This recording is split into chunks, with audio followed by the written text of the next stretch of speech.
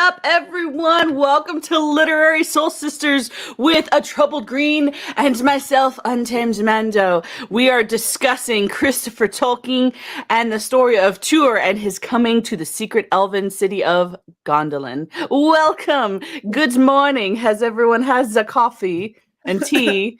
I need another cup. You know, before we get going, I just want to say, can you imagine what Jackson would have done with this description of Gondolin? We'll get into it, but I'm just like, now I'm salivating at the mouth. I want it. I want this on screen. Do we need to get ready? Call the authorities in case riots break out. I am the party, thank you. I like to party. Sometimes it does get out of hand. Yes, out of hand under my weighted blanket. Oh wait, I should have said that.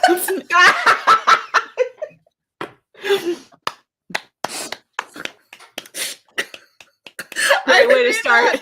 I didn't think, it just came out. Welcome in, guys. This is how we start the stream. You're welcome. Your entertainment has arrived. All right, I'm fine. I'm good. Let's carry on. Thank you, Phil. And let me scroll back up. Hi, Kaylee. Hi, Phil. Hi, Rome. Let's see who else. Okay. And already said hi to you. Hi to the people. Yes. Good. We are caught up. Whew. So how's everyone's morning doing? I know this is a bit early for depending on which part of the world you're in. This is probably around midday for the UKers. Mm-hmm. And some of you on the West Coast are probably still asleep. Which I would be too, so I don't blame anybody if you're still asleep. Yes, that's right, Kaylee. Smash the like button. Yes, that escalated rapidly. Hi, A2. I blame Salty because I have been talking to him a lot and he's a bad influence. And yes, you can tell him that, Roman. I didn't mean to say that, okay? I mean, some of the company that I keep, it just happens, Well, and I'm also sleep deprived, so my brain is like not firing on all pistons just yet. So I understand the feeling. For those of you who were watching me yesterday play Fortnite for 6 freaking hours, jeez Louise, I haven't done a 6-hour stream since I first started streaming, man. Yeah, I very much hope. No, never mind. Again, no filter. Yeah. So, Tolkien. Yes, let's get started on Tolkien. The ceremonial. Good morning, Holfer. How are you doing today? Oh goodness, it's so much fun. I love that. I love that thing. I can tell. Thank you, A2. I have seriously thought about getting like a bubble pipe, but I have not. I don't know if I want to spend the money on a bubble pipe. If I see one at the dollar store, I will ship it to you. Yes. I want to get a pipe, not so much to like use it, but I want to use it in my Bookstagram because Tolkien always had a pipe, and I really want a pipe because it would look so pretty on my pictures. But that's also kind of frivolous. So I need to find I want to find a wooden one, but not spend $50 on it. So that's like a little. Well, yeah, this was like I think because we got this. Mr. Bloop Bloop got this on our honeymoon, and we splurged. So I imagine it was probably about 30 something bucks at least. I just need to look on Etsy more. Oh, you're making breakfast, Roman? Not a Hobbit breakfast, just a breakfast. Dude, you gotta get on that second breakfast, man. Second breakfast is where it's at, man. It's where it's at. All right. So for those of you who actually are reading along, we started on the Unfinished Tales. We tried to start on the Unfinished Tales. We're still kind of confused. But so is Christopher. Christopher Tolkien was very confused. God love that man. He did like in one of the early parts, because so the way that the unfinished tales are broken down is in the very beginning, and this is for the physical copy. I don't know if whoever has any other copy, if this is different from you, but in the introduction, it kind of gives a breakdown of each different chapter of the book and kind of what Christopher was doing when he put these stories into the unfinished tales. And there are literally parts where he says, there are scribbles. Good luck. I don't know. And then at some points he says,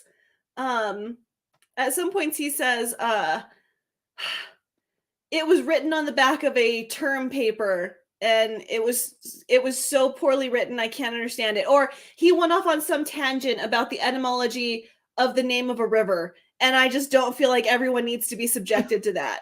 Like, he literally says, like, there are some things my father wrote that just I don't feel like anybody's gonna read, and I'm not going to include it.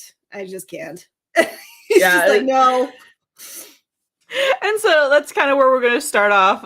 Is kind of a little bit about some fun facts and a little bit of history of Christopher Tolkien. Which, if you all have lived under a rock and don't know who that is, I'm sorry, but that I don't know what to tell you.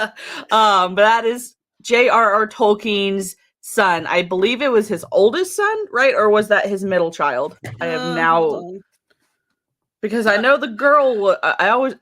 I apologize if I mess up names, but the youngest girl who just recently passed away, I forget her name, was the youngest. Priscilla was the youngest. I think Christopher was either the oldest or the middle child.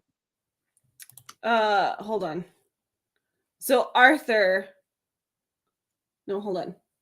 Aw, I'm sorry, Kaylee. Yeah, I know. I don't know what is up with trying to find my channel on YouTube, man. It's weird. You know, but the more subscribers makes it easier. I'm just kidding. You know, I finally figured out how to change my URL. I'm so proud of myself. Because I realized it was my old YouTube name.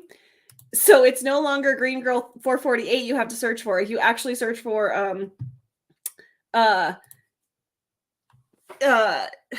what am I Troubled Green? A Troubled Green, you will actually find me. So Christopher John Rule Tolkien was the youngest son of J.R. Tolkien and Edith Tolkien. Okay, so he was the middle. He was the youngest boy. Mm-hmm. Because I thought they only had 3 kids. I thought they had 4. Did they not have 4? So I have no idea. He's the youngest boy. Let's just put it that way. Because Priscilla is the youngest, but he's the youngest boy. Okay. Which makes sense because he did live so much longer than, obviously Priscilla died not long after him. So, but yeah, he is the one. I think the oldest boy, Arthur, I believe, helped with some of this, but he was not anywhere near as he didn't dedicate his entire life to preserving his father's legacy. That was pretty much solely Christopher.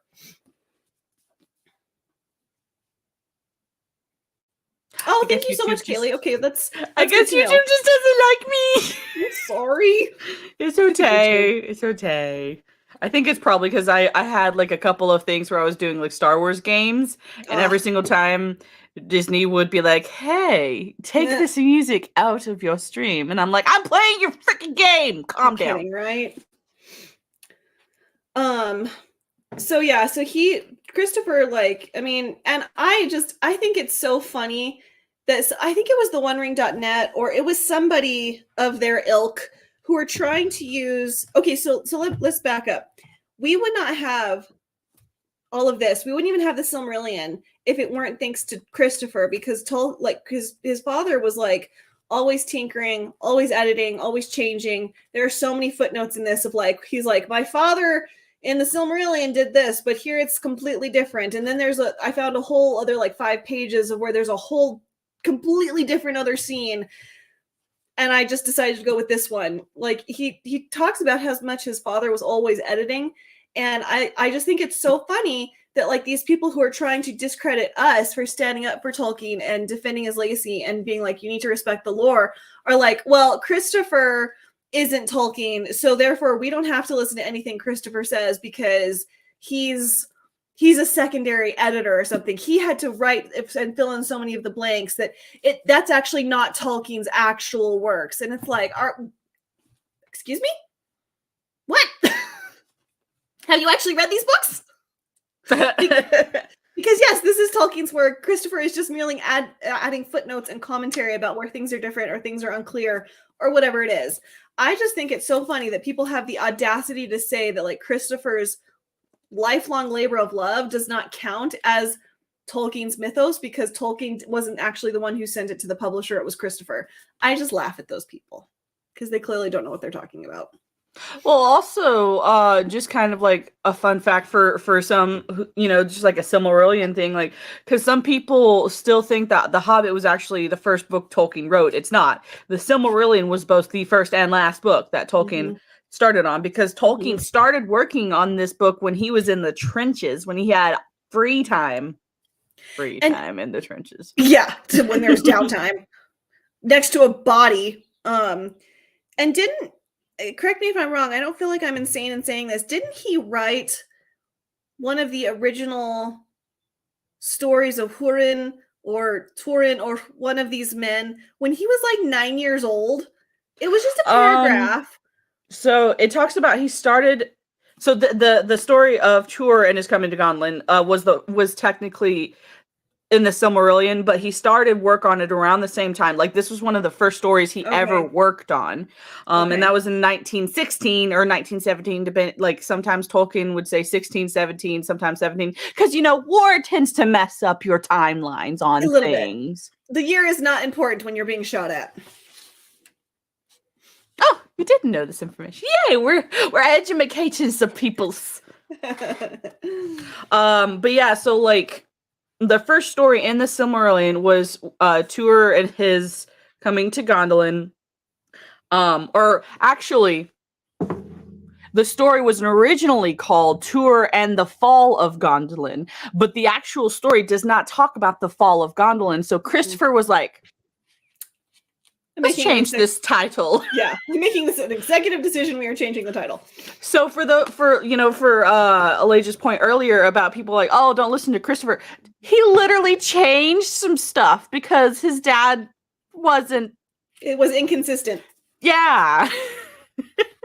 So they can just put a pipe up there nowhere and smoke that. Exactly. Exactly. Yeah, Christopher, I don't envy him this task. I mean, I've worked with professors. I've had to read their handwriting. I can't even fathom what it must have been like with someone at the level of genius that his father was, to have to sit there and go through every single scrap of paper and have to decipher what in the hell his father was saying. Because that man did not have the best handwriting in the whole wide world. Well, also, like, in the tour of his coming there, if we go a little bit further down in the paragraph, he literally stated that his father wrote the very beginnings of this story in the trenches on the back of a paper called The Chain of Responsibility in a Battalion, on a scrap of paper about military battalions. Like, yeah. And can you imagine being in the trenches with all the mud and the blood and the gore? Like, I can't imagine that piece of paper was in the most pristine condition. In the winter in France. I mean, come on. I can't even imagine. Yeah, thank you so much for coming, JT. Yes, thank you, JT. Like, please keep in mind, this is World War I. Yeah. World War II doesn't take place till like 1930, 1940. This is when Tolkien was a young man. He was in Oxford. He did not, I don't think did he finish? My brain is like dying at the moment trying to remember when he completed Oxford. I think it was, he went into Oxford, he didn't get to complete, he got sent off and then he came back and finished, or did he finish and then get sent off? I think he had to go back and finish because I feel like he finished a little bit later in life. Like, at that time, finishing at the age he did was a little uncommon, I feel like. Right. I could be so wrong on that point. I will look that up quickly because I have the biography of J.R.R. Tolkien written by I always forget his name. Why? Carpenter. Humphrey Carpenter. Yes, it's this book. And this, to me, is probably the only good biography. I think there's one other biography of Tolkien, but this one is respectful. It is honest. It is true. Like, don't read anything published like later on. This is really the only one that's like, okay, yeah, no worries, Cajun. That's what am I trying to spit out? Like he's like, he's an imperialist and a white supremacist. No, this is pretty much probably the only one you'll get that's not like that. So if you're gonna get a biography of Tolkien, get Carpenter's. Absolutely. And the other one, since my brain just can't seem to function properly, is called The Letters of J.R.R. Tolkien. And it's also by Humphrey Carpenter. He basically took all of Tolkien's letters, combined them, and made them into a book. Yes, and I so want to get those 2 volumes. Because I got one of Shippy's books. I can't remember which one. I think I got his first one. So I want to get Shippy's books, and then I want to get the rest of Carpenter's work. Shippy and Carpenter are kind of the only 2 people I trust when, as a third party, talking about the Tolkien anything, Middle Earth anything. Oh, good, Kaylee. We're so glad you're enjoying it. And you know what? Like, what is also incredible about whilst you're looking, I will blab. In the Unfinished Tales, like in this introduction. We're just going over the introduction, FYI. Right now, we're only diving into the introduction, and then we'll get into Tor and his coming to Gondolin. So he calls the book The Unfinished Tales, since the pieces it contains are generalized and discursive essays with little or no element of story. So, like, for those who don't know, academic writing is so much different than like a story. It's very dry. It's just supposed to unpack a lot of information and make you understand it. Like, it's not supposed to entertain you. So, like, the last half of this book is not supposed to be entertaining. It's just supposed to give you a lot of information. But Greg Christopher goes out of his way to be like, I'm doing my best to give you the interesting parts, because there are some things it's just like, I couldn't even get through it. It's so dry. You know? Okay, so I did find the information. He finished his degree because he's that stubborn, and then he went and enlisted. There's literally a part where Tolkien's like, oh, this stupid war. I want to finish my degree.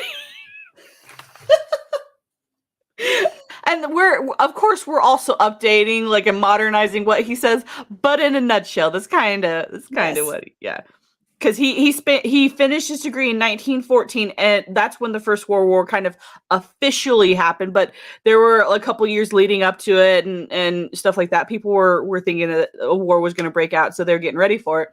But in 1914, the war officially happened, and that's when Tolkien finished his degree. And then he enlisted, or he officially started doing work in the army in 1915. So yeah. Yes. Sorry. People were shouting us out and also asking for links. Wait, hold on. Did my URL not change? I thought it changed. Oh, that's aggravating. Hold on. I'm going to click on that and make sure it's going to the right place, because I thought I changed it. Because in the description down below, I put both of our link trees. So okay. All right. Yeah, that's fine. It still went to my page. It doesn't matter. I just was trying to get rid of that Green Girl 448 because that's my old name. But thank you, A2. Thank you so much, my dear. Yes. What was I going to say? I lost it. Sorry. Sorry, that was my bad. No, you're fine. You're fine. No, I got distracted by stupid URLs. Okay, thank you, dear. YouTube's stupid. It's fine. So long as it gets to the right place, I don't care. Phil, there's actually a fun story behind that, and I will let her explain when she's done with this thought.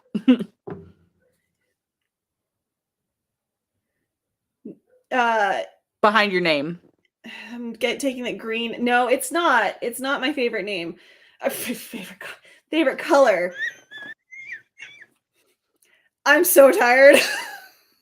Actually, blue is my favorite color. Dark blue. Dark blue is my favorite color. It just is. And fun fact, total rabbit trail, green is not the official color of Ireland. It's blue because that's the color of St. Patrick.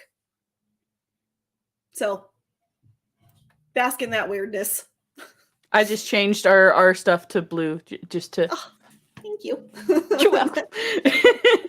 And I also just love it that Christopher's like, if you haven't read The Lord of the Rings, don't read this book. Basically. He's like, I am assuming that, oh, thank you, dear. I'm assuming that you understand what's happening in The Lord of the Rings. And if you don't know what's happening in The Lord of the Rings, don't read this book.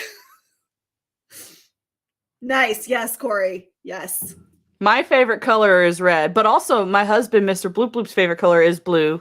So. Oh, nice. Very cool.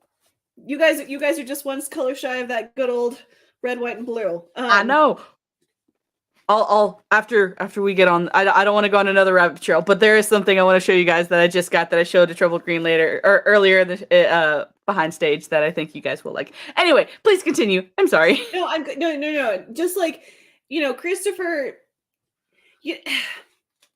Because and the reason I brought up where we wanted to dive into this is that like I in some interview that Payne and McKay gave about this show, and I think that they were specifically addressing the inconsistencies in Galadriel's story, and we're gonna get to that, but in a generalized way, Christopher is like, he's making a point to show just how like academically minded, obviously, his father was, that he was never satisfied with his world. He was always changing and always correcting and always like, because like when we get into Tor and his coming to Gondolin, when they're crossing a river to get to the first gate, the hidden gate of Gondolin, there's a whole other scene that his father axed. And he's like, it is so radically different from what actually ends up being in the book. It's just crazy. It's like, and Christopher doesn't like make apologies for his father. He doesn't say like he should have stuck to one theme or one narrative. No, he's like, no, my father, yes, he had some inconsistencies. There are contradictions, but my father was never happy with just settling on a story. Like if you read the introduction to the Lord of the Rings, and it's some, I feel like it's in every copy, but it might not be. But there's a section in the introduction, I think written by Tolkien, and he's talking about how after it was published, people were like, it's too short. Here, you made an inconsistent like comment here. Like the Lord of the Rings had to be edited, I think 3 times before we got to the copy that we have it. So his Tolkien was always changing things. And, like for Payne and McKay to come out and say, well, Tolkien couldn't make up his mind and there are inconsistencies, so therefore that gives us the right to do whatever the hell we want with Galadriel's story. No, it doesn't. It means that Tolkien, as a scholar, because I am a PhD, I do all the things, you're never satisfied with anything. You always want to change and correct and expand and retract and edit and all this stuff. It just means that he's a very passionate man about what he's doing, and he wanted to tell the best tale he could. So that's like what's so aggravating. It's like they're using Christopher's work against Tolkien when Christopher was just like, my father cared a lot, and here's anything I can give you just to satisfy the people who want more. So that's what's so frustrating to me. And also, just like this is like a little bit towards the end of the very beginning of the introduction to Unfinished Tales. And it talks about Christopher, in this case of unpublished writings of J.R.R. Tolkien. This might seem at first the proper course, since he himself was particularly critical and exacting of his own work. Yes. Would not have dreamt of allowing even the more completed narratives in this book to appear without much further refinement. The book that Tolkien never wrote? You kidding me? He literally, like, he had stuff that was basically completed, and he's like, I don't know about that. Like, Yeah. Don't publish that yet. Yep. Yeah, he was so critical. Oh yeah. And again, that is why we didn't start getting a whisper of any of this until Christopher died. I am completely 100% convinced, because they bought the rights in 2017. Mm-hmm. Takes you 3 years to get out anything, but conveniently, the minute the sun dies, all of a sudden we've got a trailer. Isn't that funny? And then we get rid of Shippy. That was bogus. I think that I don't think that I in my humble opinion, I don't think Shippey broke his contract. I think that they were looking for an excuse to get rid of him. They were. Because they knew wanted... the moment they had the two big titans gone. Oh, yeah. They could do whatever the heck they wanted. Mm-hmm. Mm-hmm. But, like, just the Tolkien being so self-critical, mm-hmm. like, even, like, and for those of y'all who don't know, I'm more of, like, a C.S. Lewis nerd than I am a Tolkien nerd. But even in C.S. Lewis's biography, and I think this is also mentioned in Tolkien's biography, because my brain is farting right now, C.S. Lewis multiple times would have to be like, hey, Tolkien, come on, man, this is good. Just keep going. Stop taking so freaking long on this one story. Keep going. It's good. Go. Like, he had C.S. Lewis and others around him that would be like, hey, it's great stuff. Publish it. Yeah. Get it out there. Do the thing. Do the thing. Exactly. Thank you for being here, Mom. And there's this part, this is on page 11 of the introduction. He said divergent versions, so therefore that means, like, you know, these different versions of Tuor and his coming to Gondolin, or the story of Galadriel and Celeborn. Divergent versions need not always be treated solely as a question of settling the priority of composition. As my father was the quote author or quote inventor, cannot always in these matters be distinguished from the recorder of ancient traditions handed down in diverse forms from among different people through the long ages.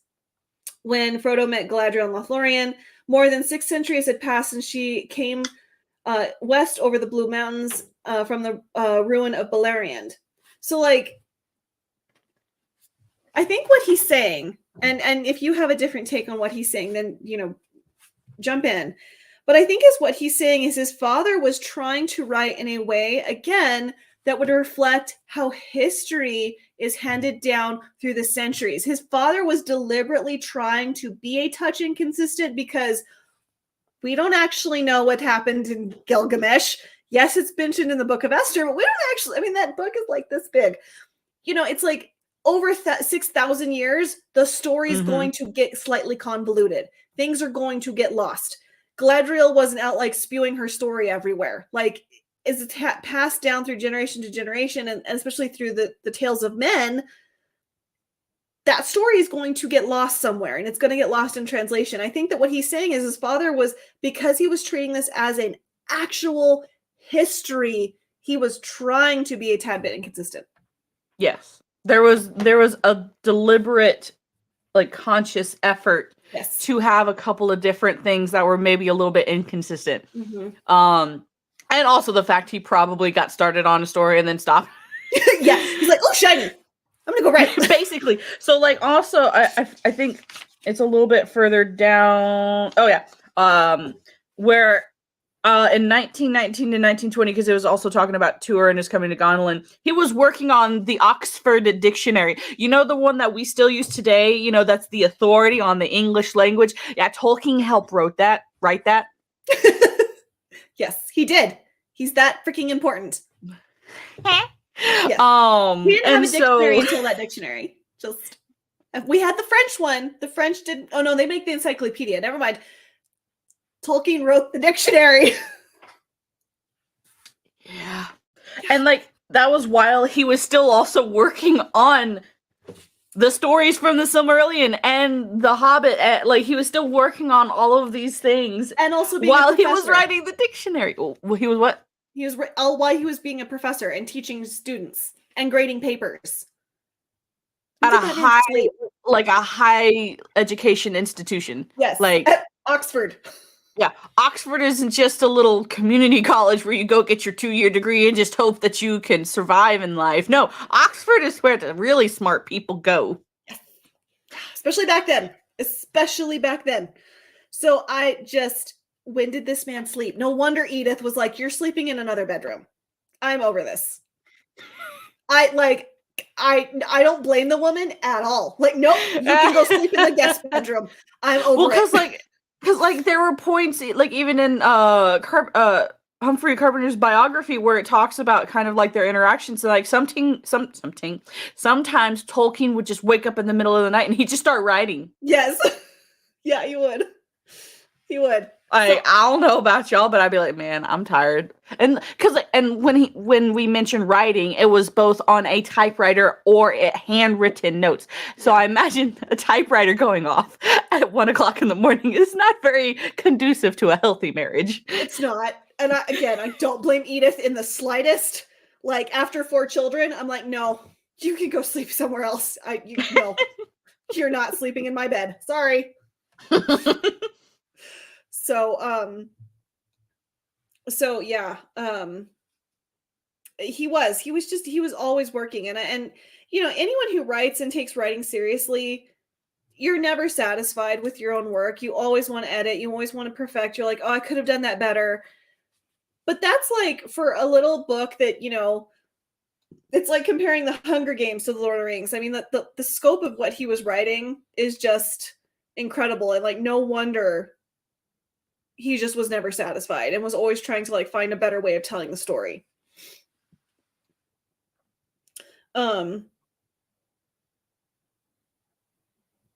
So yeah, sorry. Oh no, you're good. Like, and this is just kind of like a plug for anyone who actually is curious about Tolkien's life and a very expansive book. I would get the biography because it's chock full of information that I didn't even know. Bye, Corey. Arcadian. Bad, sorry. 10 times louder. Exactly. Thank you for stopping by. But yeah, like just that. Yeah, and also. Yeah. And like, so, kind of getting back onto like Christopher in particular.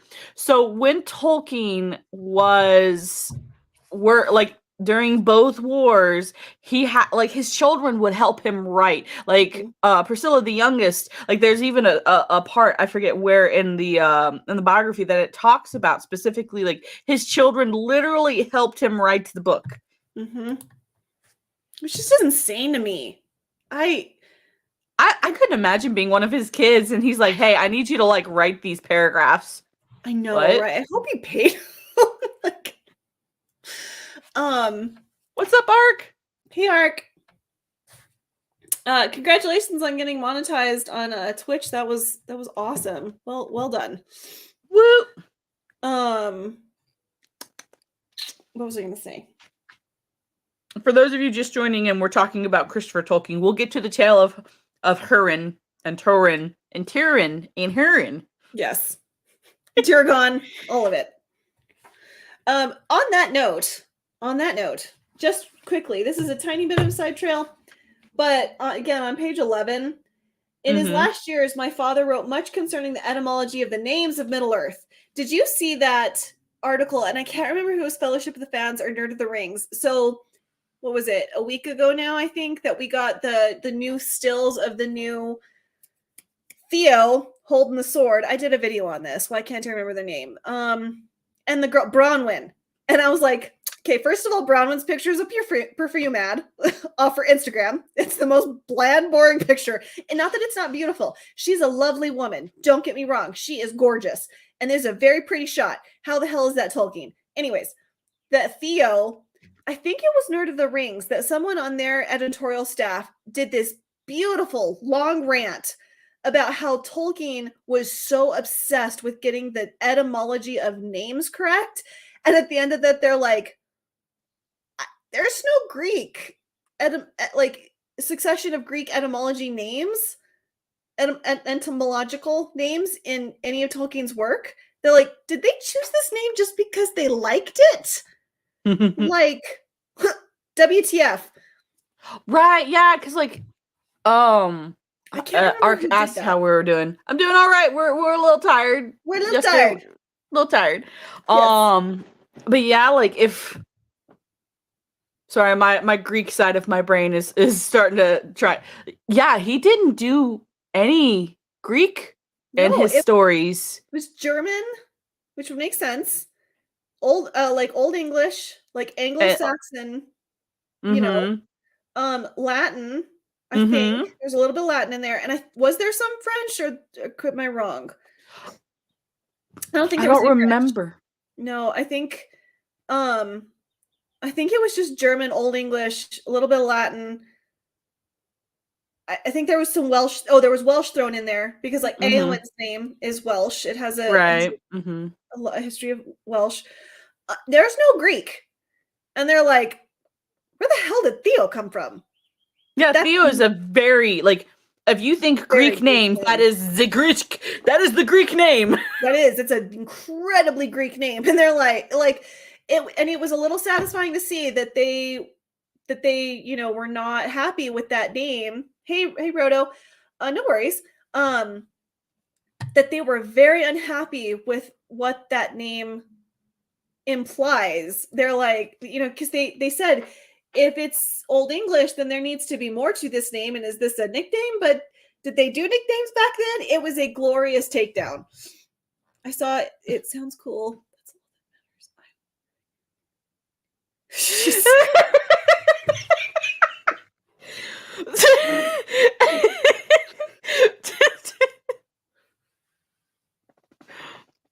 Yeah, guys, we're gonna get some Oriental name. Y'all, if we get some actual Oriental names, I'm gonna be like, freaking heck, we've done it again. Because wasn't it last episode of our podcast that I made a prediction and it was correct? I forget. I don't remember. What prediction did you make? I'm trying to remember what it was. I just remember feeling satisfaction that I was correct. Oh, nice. I don't remember. I'm sorry. No, you're our good. last podcast seems like it was 5 months ago. It's only been 2 weeks. Think about it. It'll come to you. It was something about...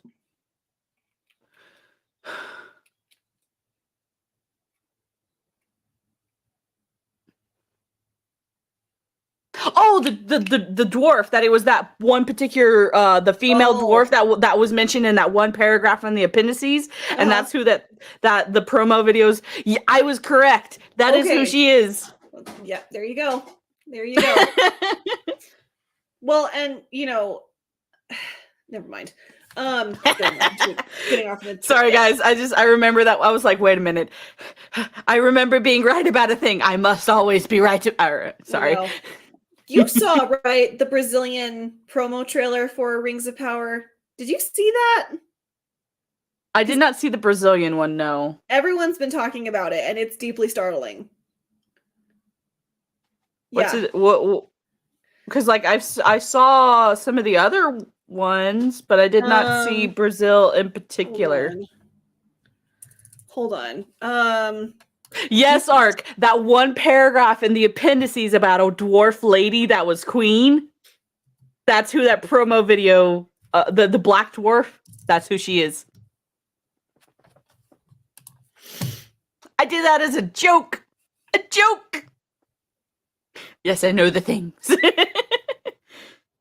But yeah, last episode, I was just like, man, that would be something. They would get like one like a sentence, and that's the person that they're going to be talking about. And it's like, yep, that's what it was. And okay, so it's on. I think I have been hard pressed to keep up with the news lately. I think they took it down. I think that Brazilian Prime took it down, but I can't. If you want to play it, I can play it off of the stream I was on last night because they showed it to me. And it's what matters. Okay, give me a second to find it because I can't remember where I came in. What matters is the translation. And according to someone in Salty's stream, because he did a stream about it, according to Salty, Amazon dubbed this. This is their translation. It's not the auto translation from Google or YouTube. It's Amazon's people putting in this translation.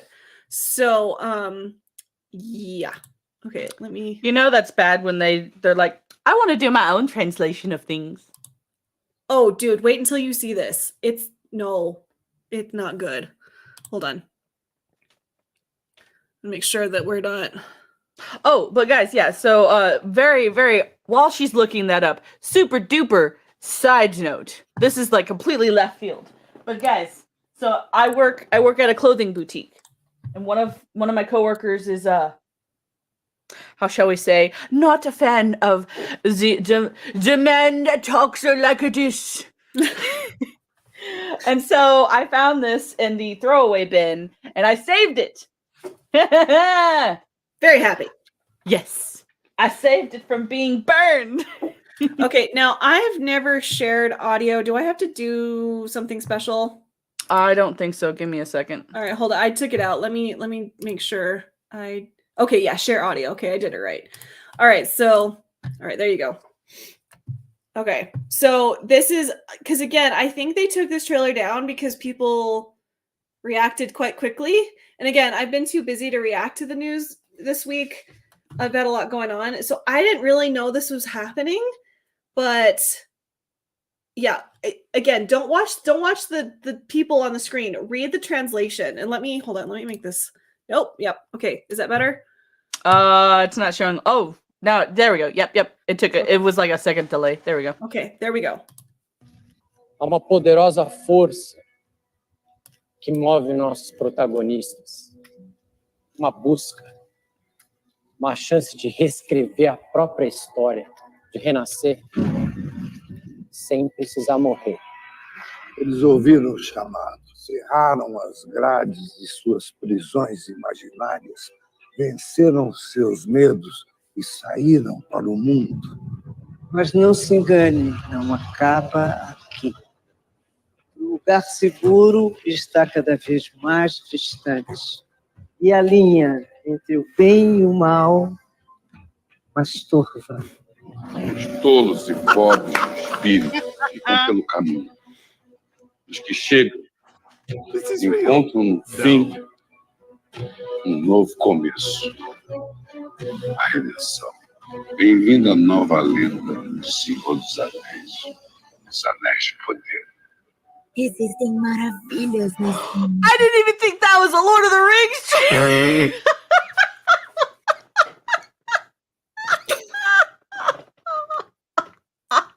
So what two words stand out to you?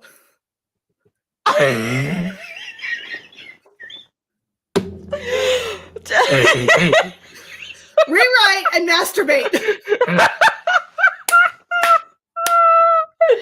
The bloody freaking heck, man. What the... Who works at Amazon? Are they 15 freaking years old? I know people who are 12 who could write better than that. My God. What the... I know. Yeah. That was my reaction too. It's the rewriting. It's funny, but then you also think like they literally said they're rewriting the story. But also, the very beginning, that didn't even look... What was Lord of the Rings about that? What the heck? It didn't even mention anything about the Rings of Power or Tolkien or anything. It's just like, this is our chance to rewrite, and we're gonna... Have everyone masturbate while we are rewriting. I can't even speak.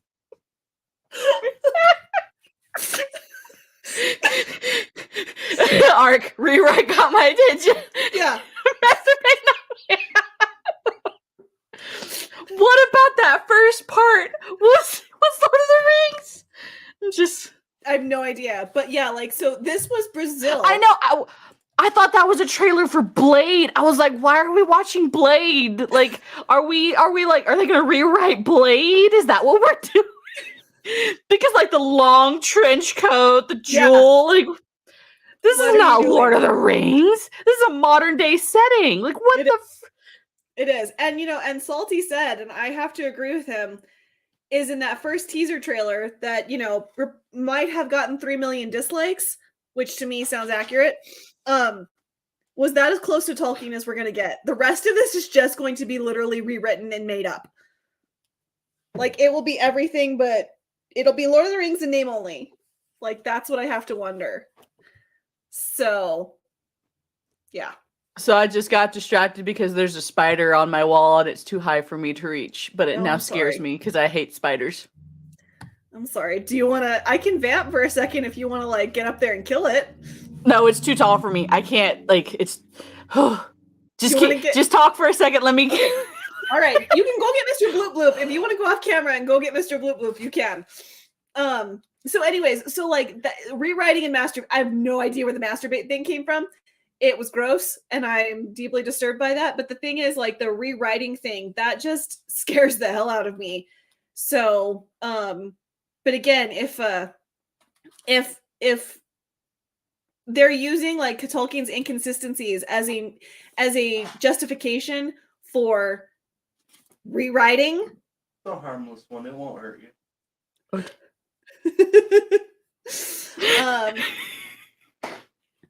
Don't I want strong whammon? No, I want to be swept off my feet. Damn it! Are you thinking a broom or like a bat? Like, What I'm thinking probably should not be said, and so I'm gonna keep that to myself. she wants the bat, guys. You heard it here. I have a dark secret. She likes bats. Anyway. I'm so. Oh god. Sorry guys. Mr. Bloop Bloop has stated that the spider is too high for even him to reach. So we're just gonna leave him there. She'll name him Fred. Okay. Hi, Fred. Fred will not hurt you. Okay. So anyways, so that again, I think they took this trailer down because everyone was like, what the fuck? And it's so interesting. Like, they buried it in Brazil, like literally and figuratively. Like they released a marketing thing about the Rings of Power, and they only released it in Brazil. That is very telling.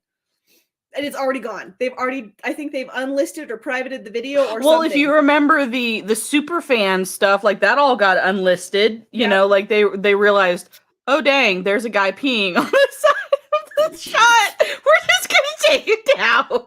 Yeah, this doesn't need to be up anymore. I think that broke some YouTube guidelines. A few. God. Anyways, oh, sorry, go ahead.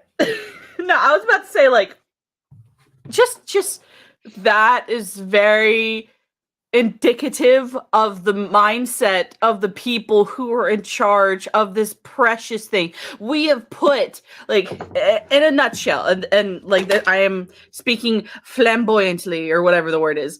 We have literally put the hands of a nuclear weapon into the hands of a 2-year-old. That is like, we have taken something that's so precious, so meaningful, and so world shattering, and we have given it to people who like to masturbate and talk about it. Like and like, not judging what you do in your personal time, but not everyone and their mom needs to know about it, okay? Okay. No. Not everyone needs to know about it. What you do in your bedroom alone is between you. Yes.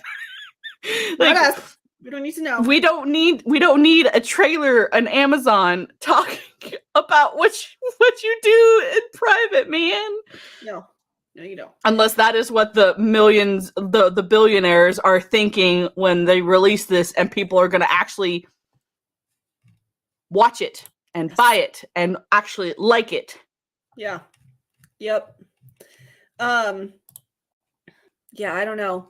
So we're coming up to an hour here on this introduction, and unless you have anything to share, I want to share my Galadriel and Celeborn thing really perfect. Yeah.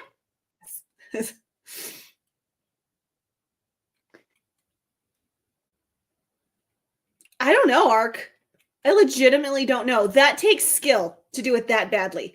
That's talent to bungle something that badly. How do you mess that up? Because not only are there writers, there are editors, there are directors, there are people who are the final cut. Like, Gary talks about this because he worked in showbiz. Like, there are people who, like, there are multiple hands this had to go through in order for it to be there. And here's an idea. How about you get a Brazilian speaker to be like, no, that's not, no. That's the wrong word in Spanish that you are using. I don't know. I have no idea. I you know what? Honestly, Ark, if you want my honest to God opinion, they don't care. They don't care. They can give us no promotional material for all I care, and they're still going to do whatever they're going to do. No, I mean, I think it's two sides of a coin. I think they, one, don't care, but two, they actually do care, because like I said in my video analyzing those two photos that we got of Bronwyn and Theo, they gave us a perfume ad. Where's Warrior Galadriel? Where's our political architect Elrond? If those are those characters we know, why aren't we getting pictures of them? You know what I mean? Because they know they done effed up. Yep. And they want this new cycle. They want whatever new cycle happens on the show to get past as quickly as possible. Because we can only complain about a perfume ad for so long. Basically. That's what it is. They want the news cycle to go quickly. And they want us to forget. That's what they're doing. Well, it's because of the fact that people, like, and I mentioned this to a couple of other people. I forget specifically what the conversation was, but then in a nutshell, people only sell you something if you will buy it. Yes. The only reason they are doing this is because there are people who will eat this stuff up. Yep. Because it is Amazon and they slapped Lord of the Rings on it. What do you think they're doing? A TV show cover of the books now. They have the audacity to think that we will buy book covers with their shitty posters on them of everyone holding their respective thing.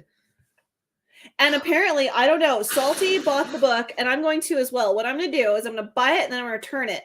Apparently, I don't know if this is true, and we're buying the books to verify. Trust me, I'm not keeping it and I'm getting my money back. That each book will have an appendix about that character in it. Yeah. So they're adding their own words to Tolkien's Legendarium. So think of how many characters they had to create. I think we're standing at 22. And I think that they're going to release a book cover for all 22 characters. And then there will be an appendix in the back. And this is the Lord of the Rings. It's not the Silmarillion. It's not the Unfinished Tales. So do you want to share the covers that you showed me? Yeah, hold on. I will you're gonna have to give me a second. So yeah, I'll fap while you're doing that. So we're bringing out the pipe because this BS is entertaining.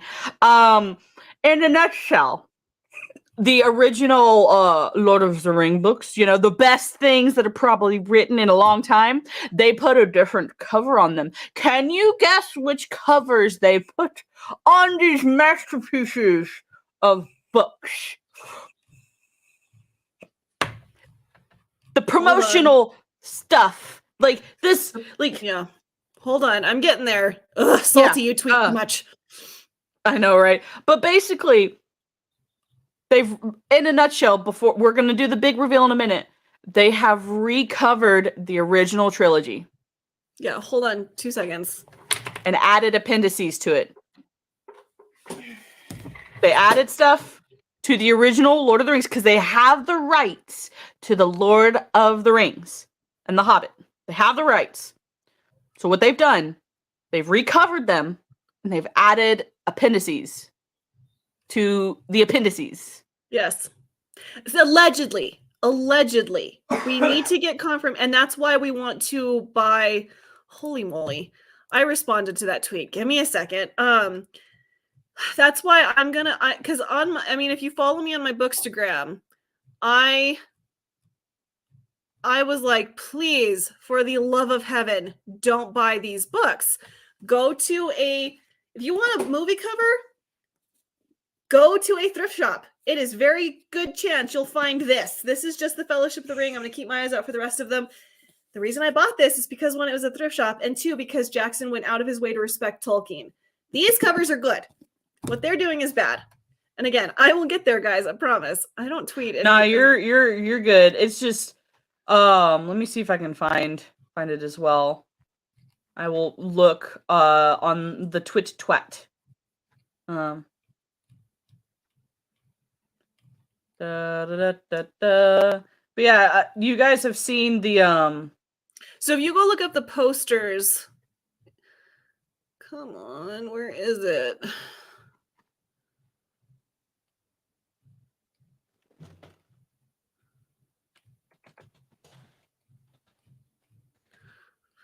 We should have had this pulled up before. I wasn't even thinking. yeah.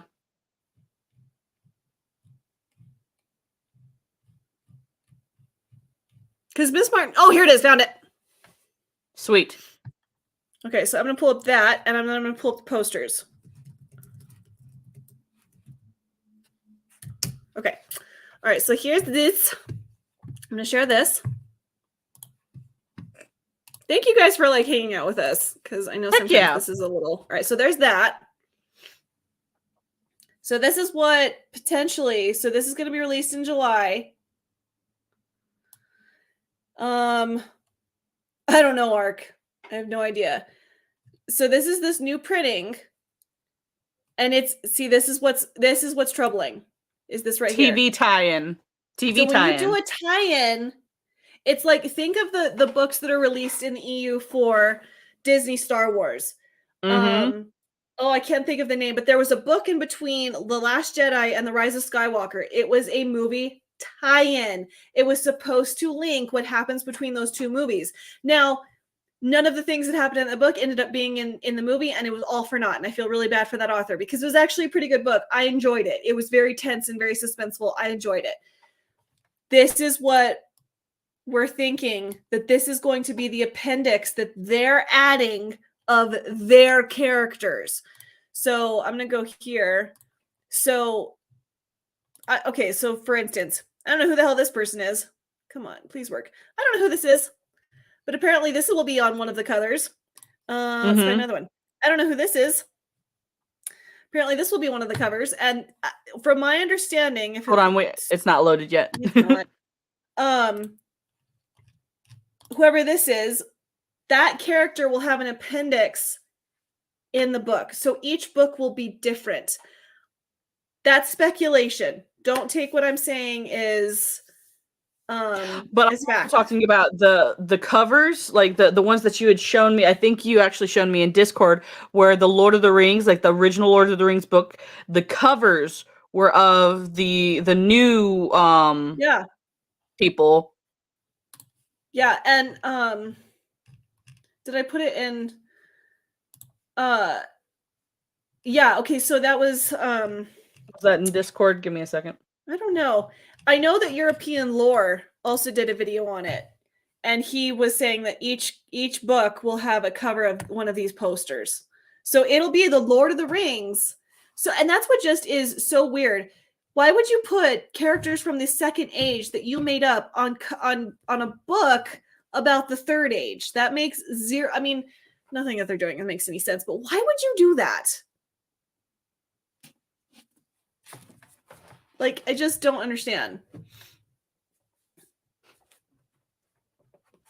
Let me try and find, because yeah, like because I was looking up not Rings of Power, Fellowship of the Ring, and I saw a cover of, I guess, what's supposed to be Sauron holding his axe on the cover of that. The new promotional picture for Sauron was on the cover of Fellowship of the Rings. Yeah. So. And I had seen one, and I think it was on European's Lore's video, that like the two towers had Galadriel's poster. Yeah, like Warrior Galadriel. Warrior Galadriel in her awful armor with that stupid sword she's holding. So, so yeah, this is a total rabbit trail and has nothing to do with the Unfinished Tales, but again, it's the hubris. It's what they have the audacity to think that is okay. I think they took it down or something because I don't see it anymore. No, okay. But yeah, just be on the lookout for that, guys. Yeah. And please don't buy them. Just please don't buy them. I'm going to buy it, and then I'm returning it. I don't want them. I want to see if they are indeed putting appendices in Tolkien's work. And then I would like to read the contract of what they're allowed to do, because that seems like a breach of contract. That seems like one to me as One well. step too far. So before we move on, because we're in an hour, before we move on to Turin and his coming to Gondolin, do you mind if I bring up the Celeborn Galadriel thing? Because this is just like the hill I want to Heck die yeah. on. Okay. So if you but no, it doesn't. I have no idea, Ark. Because hashtag their hubris. Literally, they're that arrogant. I don't see any other. I see nothing else beyond that. Is that they're that arrogant. So if shameless self plug, if you guys saw my video that I did of Where's Celeborn on my channel, okay, there I shared it. So Fellowship of the Fans in my video, and I didn't know this at the time. They just recently announced this. So Fellowship of the Fan has now officially gotten inside access. They're working with Amazon. They're going to be creating content with Amazon. Shocker! We had no idea that this was gonna happen. Oh gosh, who could have foreseen this happening. travesty? Exactly. So, and the reason I'm bringing this up, because in the Unfinished Tales, and so what we're going to do is we're going to finish next week on my channel. We're going to finish this first chunk of the first stage of the Unfinished Tales, and then the next thing we're going to dive into will be Galadriel and Celeborn, which again, in logical terms, would set up a lot of this show. But in this introduction, there's a whole section about the history of Celeborn and Galadriel. Notice Celeborn is mentioned because he's her husband, the father of Celebrian, who marries Elrond, who's the mother of Arwen, who reestablishes the line of Gondor. But anyways, apart from that, Christopher writes, and I quote, "The history of Galadriel and Celeborn is so interwoven with other legends and histories of Lothlorien and the Sylvan Elves, of Amroth and Nimrodale, of why am I blank? Celebrimborn, geez, sorry. And the making of the Rings of Power, the War of Sauron, and the Númenórean intervention, that it cannot be treated in isolation, and thus this section of the book, together with its 5 appendices, brings together virtually all the unpublished materials for the history of the Second Age in Middle-earth, and the discussion in places inevitably expands into the third." Literally, Celeborn and Galadriel were at the center of everything. And there does come a point, and I'm jumping ahead, spoiler alert. Galadriel and Celeborn get captured by Sauron. Celeborn stands up to him and tells him to F off. Like, basically. That's the size of Celeborn's cojones. He's that brave. The man is very important. And the Fellowship of the Fans, who now apparently has inside access with Amazon, they literally have heard nothing. And people have said that their coverage of leaks and rumors is very accurate. 9 times out of 10, anything that they report, it becomes true. Yep. So my prediction was right. We're probably not going to see him until like season 3, which is weird because where the hell is Celebrian? Her daughter is full grown at this point. Yep. I don't know, like, and granted, they keep saying, oh, they're squishing the timeline, so blah, blah, blah, but there are major events that happen in, like, all the time. Like, are they gonna cut them out? Are they gonna, hold on, I'm gonna do this for dramatic effect. Okay. Let me do this. Change them? Yeah. So I'm very annoyed. I am deeply annoyed. I don't know. Celeborn, like, again, Elrond is my favorite character, but Celeborn is closely creeping up to be my second favorite character, just what I'm learning of him. This is unacceptable. This is just unacceptable. If Galadriel is going to be a pivotal part of the show, where the hell is her husband? So anyways, I just wanted to bring that up because Christopher goes out of his way. If they're doing Strunk Wangamian, she's didn't they already say they've already changed the Last King of Numenor, like where it was supposed to be the. So it's Ar-Pharazôn. They already changed it that she is queen, that she didn't get married against her will, that all Ar-Pharazôn is a counselor. I don't know if they're married, but he's in second place. So if that's the case, I imagine Celebrimborn, or dang it, I can't remember the names.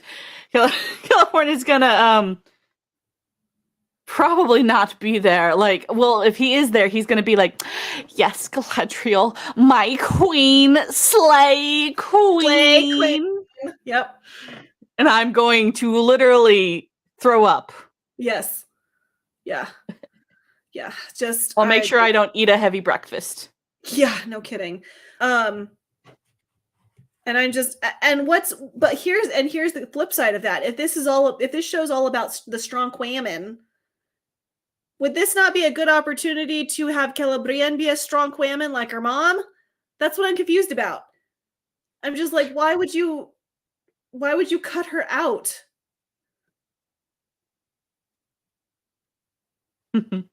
Yeah. Yeah. Yes, Ark. But there's already been rumors that they're changing that in the Amazon Rings of Power series. Yeah, that what is her name? Marion? Marion? I can't remember her name. It starts with an M, and he changes it anyways. Yeah, that Farazan's not king. He's just a counselor. He's a I know, Ark. Yes, that is how we all feel.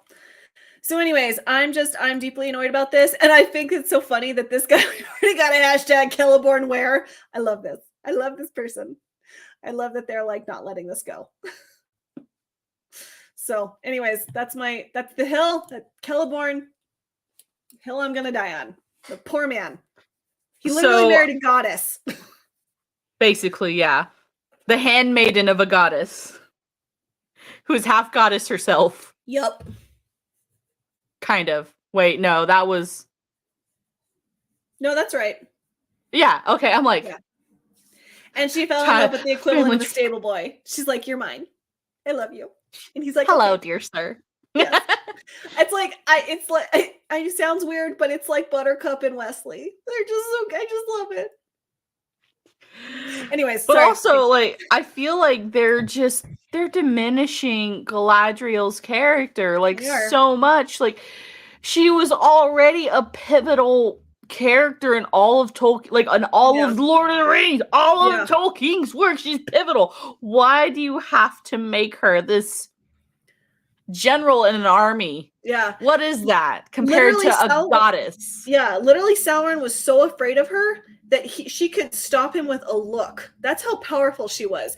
And here's the thing, guys.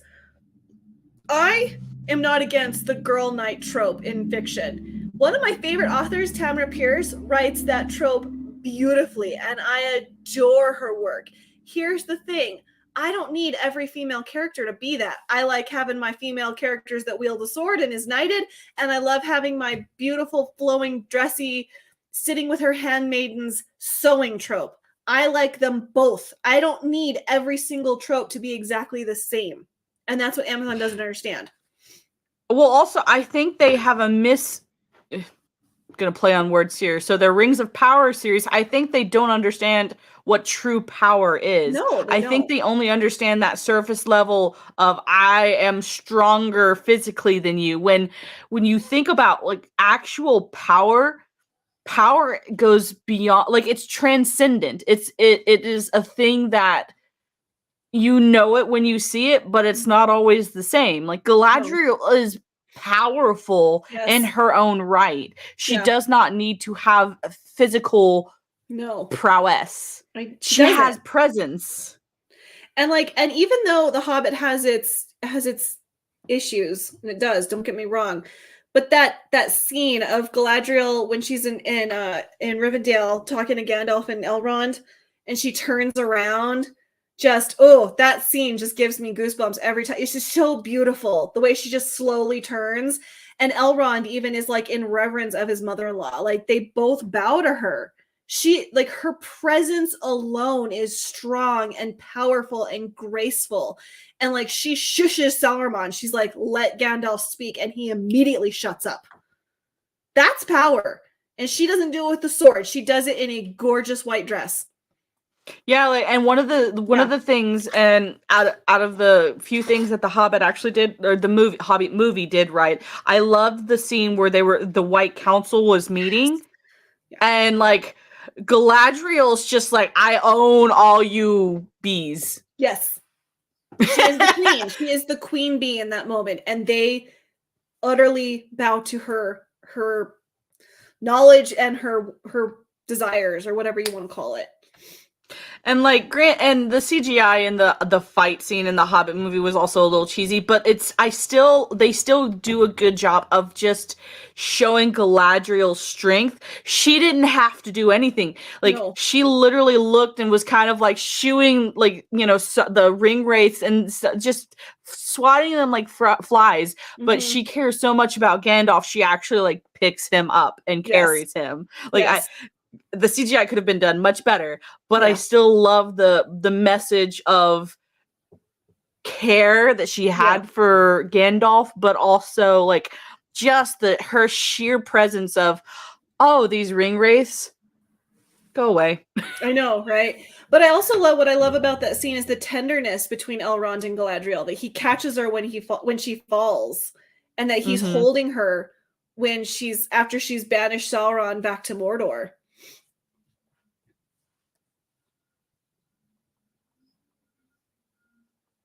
I don't know, man. I don't know what they're gonna do with him. I don't know. Anyways, okay, so I think we've beaten that enough. I think probably we should move on to the actual like narrative of the book. Yeah. Okay, so full disclosure, I liked this story so much better than the Silmarillion. It was so good. I loved it so much. I was like, more please. I want more. It was so good. But like, I don't know if you guys remember a few episodes back where we talked about of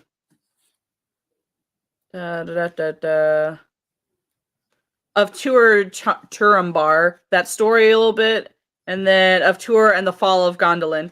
We're basically, so the Tuor and the Fall of Gondolin brain is basically, I think this is kind of the summary and the full story of Tuor coming to Gondolin and then the fall of Gondolin. But what the Unfinished Tales do is kind of give us more detail into his going to Gondolin. Yeah. Because basically the Silmarillion is like, hey, he went to this place, he did this thing. It's very quick. It's very like move. Because then go ahead. I was gonna say, and it's also like encompassed in like a larger story, so I think they had to like move it forward. But this was actually Tolkien's first story. Like, this is the one that kind of not really started it all because it was already all in his head, but this is the one he first put pen to paper, so to speak. Yes. So this one, like, I'm gonna say this. This is probably controversial to people who don't know who Tolkien is, but Tolkien is a Christian. He was Catholic, and out of all of the stories that I have read of Tolkien, and I told you a little bit about this in the backstage, there were parts of this particular story that reminded me very heavily of some very Christian themes and stories. What's up, Tux? Hi, darling. So early. You couldn't find the stream? She really was on my channel. She forgot it was on yours. Oh, it's okay, Tux. Love, we appreciate you being here, darling. Actually, well, he did have some input. Like, come on, give Christopher Tolkien a little bit of.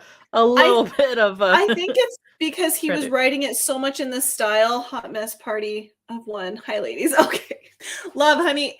It's amazing. I even got out of bed this morning because I was on a stream late last night, and I went to bed at like, I don't know, 12:30. And then my alarm went off at 6, and I was like, I have to finish reading. I read the last of this part this morning, but I did too. It's okay. Yeah, hot mess. We are all a hot mess. We'll be a hot mess together. It's amazing I have makeup on. What was I saying? Oh, that in the Silmarillion, Tuor's story was very much written more in the style of like Beowulf, like that quick. And then they did this, and then they did this, and then they did this, and then they did this. quickly trying to get to the point of the story that he's actually trying to tell, which for me was the fall of Gondolin and the Elrond's parents, who Tor is Elrond's grandfather, right? On his mother's side. Yeah, Tor is married the elf princess, and they had, I cannot remember her name. Thank you. Yes, Ark. Yes. So Tor is Elrond's grandfather on his mother's side. Against allegory. So I think that he was trying, because that part in the Silmarillion of Elrond's father going to the Valinor and asking for help, and his wife turning into a swan, and the boys being abandoned to Maedhros. To me, that was a more important part of the Silmarillion because it sets up so much for the Third Age. And it sets up, we need a flowchart. Yeah, maybe we should work on that. It sets up Numenor. That was the point of that story. So anyways, this is a much more slowed down version, and there's so much dialogue, and I love it. I love this story so much. I didn't think I would like it this much, and I did. I loved it. So anyways, but yes, you're right. There are a lot of Christian themes in this book. It's and it reminds me even more so of the Silver Chair, when Aslan gives, I'm blanking on her name. What was her name? Julia? Lucy. No, in the Silver Chair, like, remember that Aslan tells the Silver Chair to keep repeating the I have a copy. His instructions about how to find the prince. Oh, yeah. She doesn't keep repeat, and it's this thing of it's Edmund and what's her face? I always forget her because is it Julie or Julia? I think it's Julie. I could be so wrong, but it's Jill. Thank you. It's this repeating of scripture to yourself so you don't forget the commandments. That's also what it reminded me of. A little bit, but there are some heavy Christian themes of like Ulmo talking to Tor, and so anyways, I'm sorry, now I'm blabbing. You go ahead. Oh, you're good. I was just I was doing a thing. Tugs is now a moderator, sorry. Oh, you're good. I was just making sure. I was like, well, there are people that need to be moderators. Let me do that real fast. Since Tugs is late, you need to go another 2 hours. No. Yeah. So the specific part that I was talking about. So there's a part where Tauren.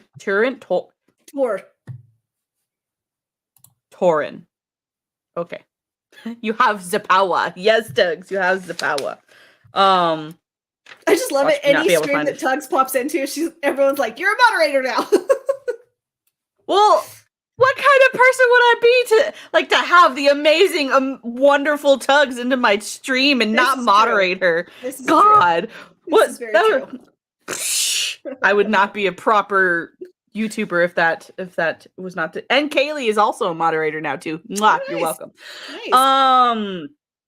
So there's kind of this story that happens, and it reminds me, for those of you who have ever read Moses and the Burning Bush, and just kind of how that dialogue happens. Mm-hmm. So when I was reading, Ulmo is the Lord of Water, the Lord of all things water. He's the Lord of the sea. He's just kind of in charge of all things water, in a nutshell.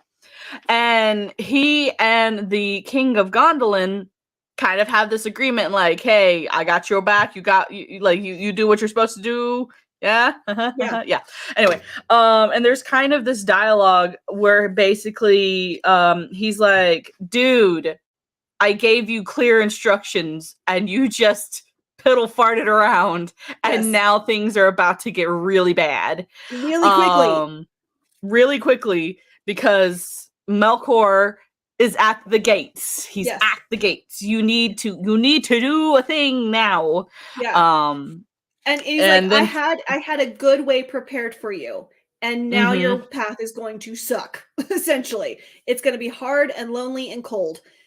Because you dilly-dallied around, the path you now have to take is going to be very uncomfortable. So. And then he finds this random dude who's like, I don't want to lead you anywhere. And then he's like, you're going to. And he's like, well, fine. I guess so. That was a pretty funny exchange. That was. It's just like, I've been here are. for a while. I've been here for a while. I just kind of want to stay here because I know the moment I leave, bad things are going to happen. And Tor's just like, bet. Get off your ass and start walking. And what's funny is like that's an elf, by the way. He finds an elf to lead him to Gondolin, and I can't remember this guy's name. Veronway.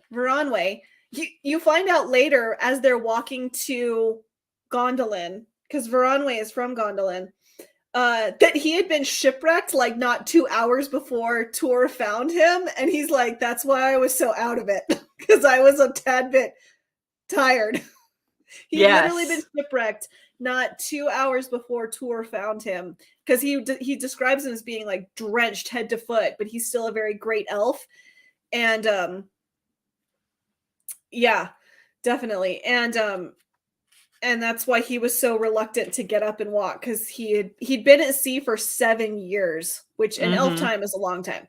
So poor guy. This human just walks up to him and is like, you're gonna lead me. He's like, no, I'm not. He's like, yeah, yes, you are. Get up. He's like, okay. It's like, dude, I just got home. Like, give me a break. Poor guy. But yeah, I love Veronway. I think Veronway was a great character, and I'm glad that Christopher thinks that he got out of Gondolin when Gondolin fell, because I'm like, poor man's been through enough. And also the other thing I had mentioned about this exchange as well, and we touched on it a minute ago, was, Chronicles of Narnia. Like, very much, I'm not sure which is like was the chicken or the egg situation. Like, did C.S. Lewis get his inspiration for some of Aslan's dialogue from reading some of the unfinished tales, or are they just that really similar that they're just like, hey, dude, cool stuff? Yeah, exactly. It is. I mean, it's you said that the in the Prince in Prince Caspian, where Peter, Lucy, and all of them are like traveling to find Aslan and to find the people, and Aslan periodically is talking to Lucy like, hey, come here, and Lucy's like, Peter, we need to go this way, and Peter's like, nah, man, we're going this way, and Lucy's like, okay, and Aslan's like, why didn't you just come? Like, yeah, you didn't have to stay with your brother. It's very like, because you did not come when I called you, now your path is going to be difficult. I will still help you, and you will still be guided, but now the path is going to be hard because you didn't come when I called. Phil, I would highly recommend reading the Chronicles of Narnia books. The movies, besides the original Lion, Witch, and the Wardrobe, it utterly destroys. I'm not going to say it's as bad as what Rings of Power is going to do to Tolkien, but it's not too far from it. No, it wasn't, especially the third one. Please don't watch those movies. The first one's okay. It's okay. I will only ever say that it's okay. It's not great, but it's okay. But the Chronicles of Narnia film are about yay big. They're small. They're meant to be children's book.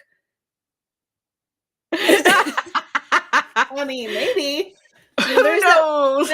One of those pools in the wood between worlds leads to Middle Earth. It does. It does. One of those pools will drop you in Hobbiton, and away you go. Is that why they? Yeah. Yes, because after the third one, I think the backlash was so bad that they gave up. Yeah, it literally to listening. Like, yeah, great that they listened, but it took them 2 extra movies that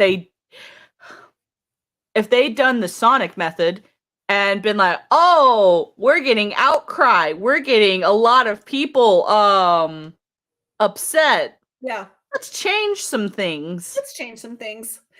Yes, he is, Tugs.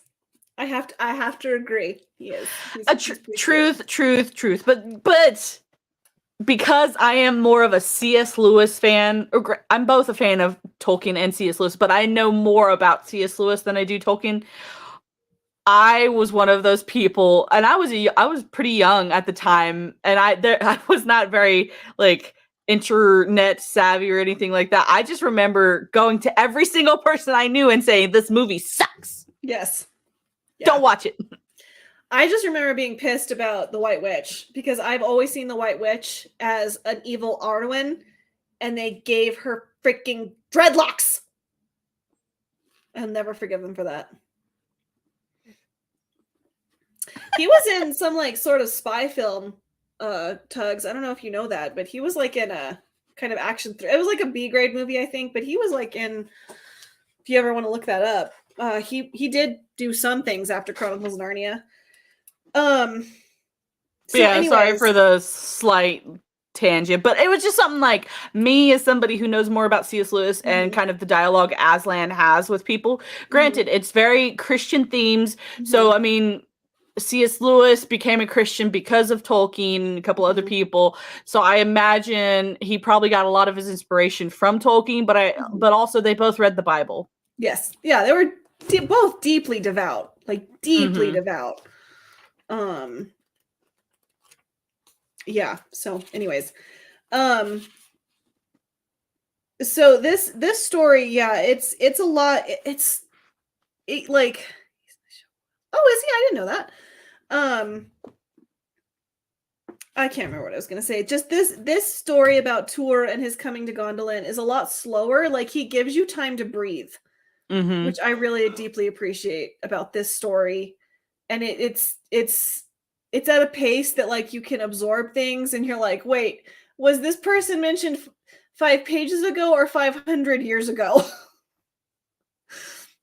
Yeah, like this. Because there are also characters in here that are mentioned. I'm like, I feel like I read that in the Silmarillion.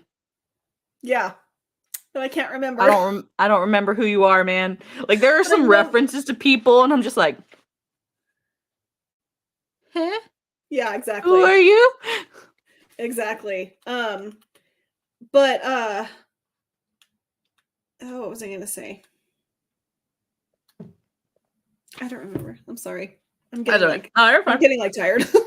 My brain is no worries. Like, blur. I think it would be wise for us, because I just now thought of this. We need to go through the history of Gondolin, I think. Yeah, that actually would phase out. Oh yeah, no, definitely, Empire. Thank you so much for coming in. We appreciate it so much. You go enjoy your walk with the Mrs. Empire. Has Tugs seen that? Has Tugs seen the Brazilian? I think we need to show her. You want to talk? You want to see the masturbation of Middle Earth? Tugs, you gotta see this. You gotta see. Oh my god. We're gonna do it again. We're gonna do it. Yeah, we're gonna do a brief history of Gondolin, because people, I think that people don't know what Gondolin even is, and we're discussing it, and it's like, wait a second, do y'all even know where that is or what that is? The what? I'm not sorry joking. For those of you who've been in the stream a little longer, but this we got it. Yeah, we got it. All right, I gotta show this. Don't actually listen. Read the read the subtitles. Don't pay attention to what's happening on the screen. Just read the subtitles. Okay, so and what Amazon. Oh yeah, go ahead. You got this. This is a promotional thing from Brazil. This is Prime Video Brazil. This is a promotional thing for the Rings of Power, and Amazon, according to someone who apparently knows these things, Amazon dubbed them themselves. This is not the audio-generated subtitles from Google. Amazon dubbed this themselves. So this is their translation of what is being said in Spanish.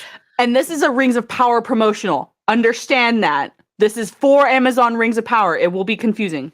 Yes. Okay, here we go.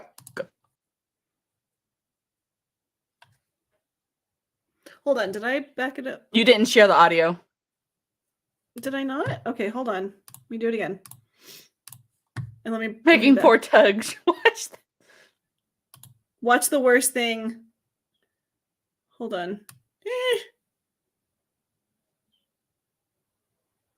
Okay. Oh, yeah, I turned it off. Okay. There we go. Okay, there you go. There we go. Okay, here we are. Here. Ready. Ready. Há uma poderosa força que move nossos protagonistas. Uma busca, Portuguese. Thank you, Tugs. uma chance de reescrever a própria história, de renascer sem precisar morrer. Eles ouviram o chamado, cerraram as grades de suas prisões imaginárias, venceram seus medos e saíram para o mundo. Mas não se engane, não acaba aqui. O lugar seguro está cada vez mais distante. E a linha entre o bem e o mal mais turva. Tolos e pobres de espírito ficam pelo caminho. Os que chegam encontram no fim um novo começo. Bem-vindo à nova lenda do Senhor dos Anéis. Os Anéis.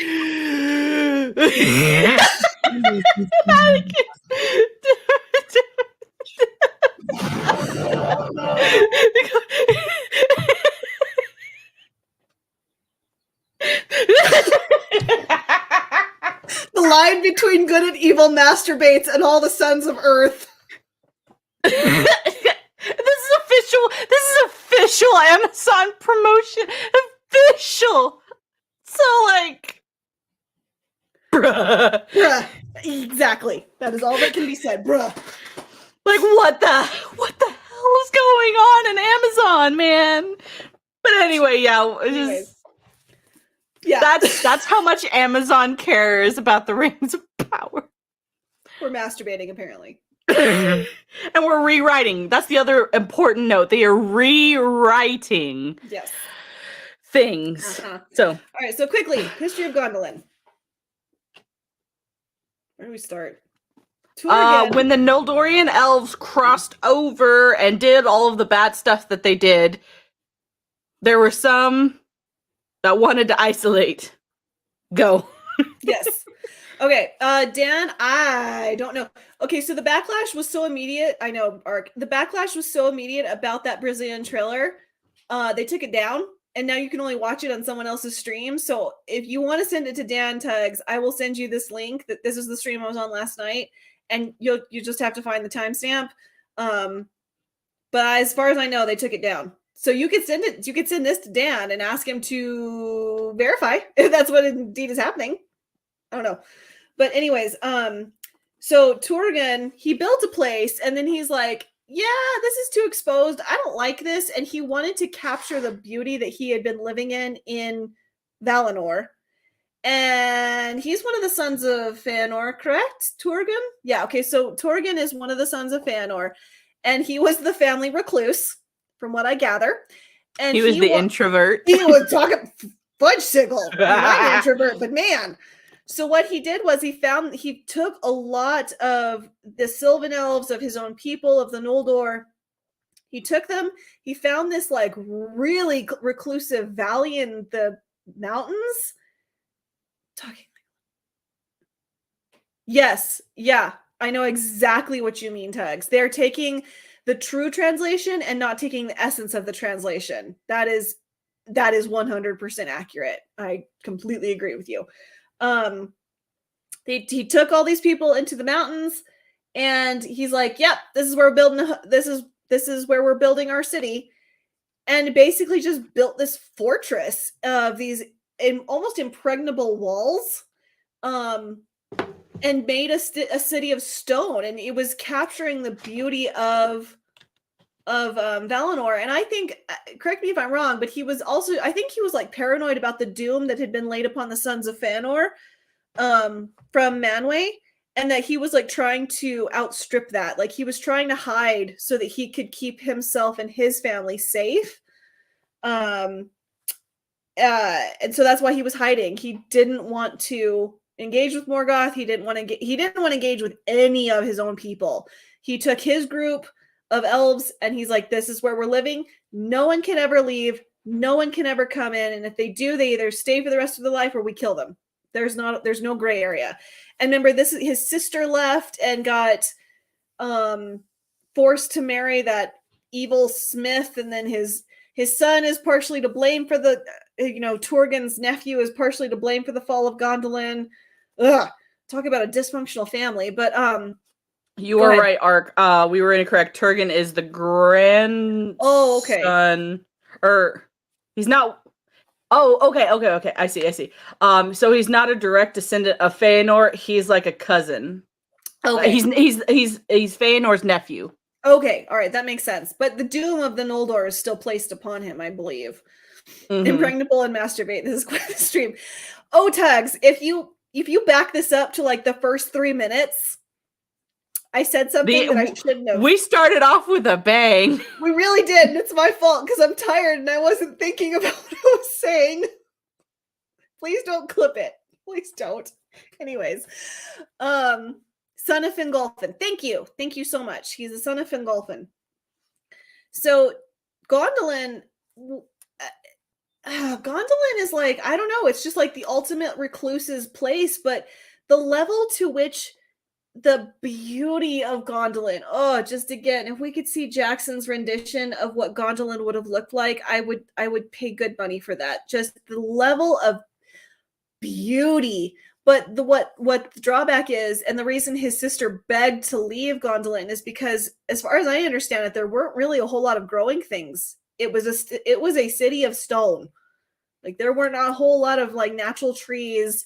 Or did you back it up? Did you hear what I said? There weren't really flowers or anything. Everything was made of stone, and there were replicas of the trees of the Valinor, Laurelin, and why can I never remember the other one's name? I know Ninya is the ring, but it was similar to the name. Laurelin, and I think Laurelin was the tree of silver, then there was the golden tree. Anyways, doesn't matter.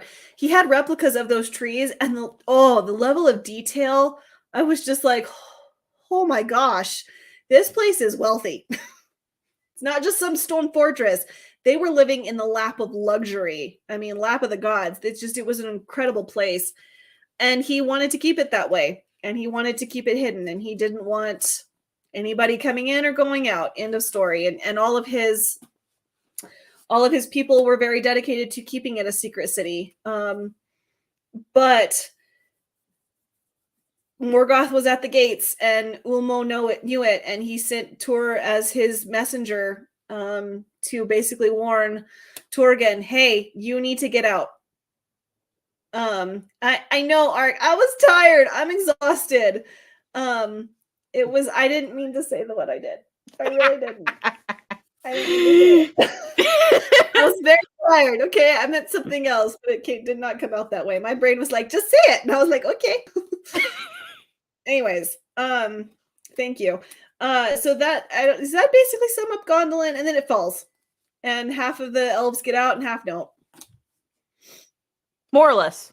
Yeah. More or less. So basically, Gondolin was kind of like this little space of heaven for the elves. And it was like protected, like Melkor could not find the entrance for millennia, roughly. That's how hidden it was. Because there were like several gates you had to go through, and every gate...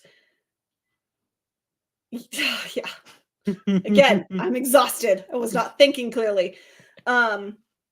There's like 7 gates you have to get through or something, and each gate gets more and more beautiful the deeper you go in, and but you can't find them, and they're basically magic gates. They're like the gates of Moria. You have to either say something or hit them in the right place, and that's the only way they'll open. So I totally just missed all of Gondolin just to hear what... Okay, well, I'm sorry. You're just gonna have to back it up. If you know Gondolin, Ark, you know what I said. I was a very quick summation. It was not anything earth-shattering. So anyways, by the time we get to this story, Morgoth is getting closer and closer, and Ulmo is like, I still love the Eldar, and I don't want all of them destroyed, and I'm gonna send this human to go warn them that they need to get out. Now, obviously, we know from the Silmarillion, Torgun's pride got the better of him, and that didn't happen. And unfortunately, a lot of people died because of that. Basically. So, yeah. And for those of you who maybe are reading the Silmarillion and see the name Turin and Torin, and the only difference is there's a little asterisk above one of the letters. Those are two different people. They're cousins. Yes, they're cousins, and they run into each other in this book. For like Torin 2 seconds. Torin comes out of the woods out of nowhere just screaming and then runs off. And Torin and the elf, who I just can't remember his name. I'm just gonna say Valron because yeah, it's wrong. I know it is. If for those of you who like Varanwe, yes. We're terrible, yes. Varanwe and Tor are just standing there like, and I can just in our modern speak, like, did that just happen? Like his cousin just literally appears out of nowhere, screaming, and then runs off. And they're like, let's just keep going. I don't think that guy needs help. Like, and his cousin is like clad in black armor with a black sword, and so it's just like this black figure. It's just like and he's like screaming in Elvish half the time, and they just like, yeah, we're just gonna keep going. Just like that dude. We can't help that dude. I mean, you know, that dude. Yeah, it's like basically they're like that dude has some issues. Yeah, we're gonna keep going this way. And little do they know that they're cousins. So, right, because that story of like Turin's story is like so messed up, so messed up. It's very sad. His story. It is. It's really sad. So, anyways, and that's right. You are correct, Ark. If you actually go back to the Silmarillion and read where Turin actually is at that point in time, where he's screaming, a lot of bad stuff has happened. A lot of bad stuff. So much bad stuff has happened. Don't make eye contact. Kind of. It's like being on Central at 12 o'clock at night. And what I love about this story, I mean, I love this story, and I was really annoyed it came to an end because Christopher's like, yes, that's it, that's all I got.